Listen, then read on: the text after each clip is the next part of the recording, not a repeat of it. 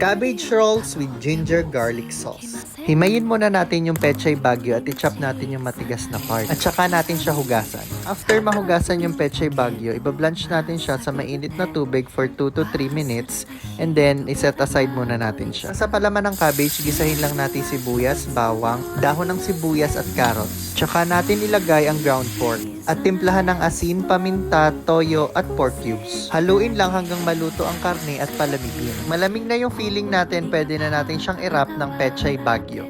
Ang technique dito, para ka lang nagbabalot ng lumpiang Shanghai.